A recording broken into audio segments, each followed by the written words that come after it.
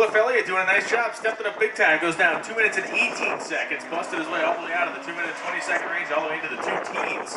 Getting more aggressive with the Mustang out there, pushing it to its limits and seeing exactly what it's capable of.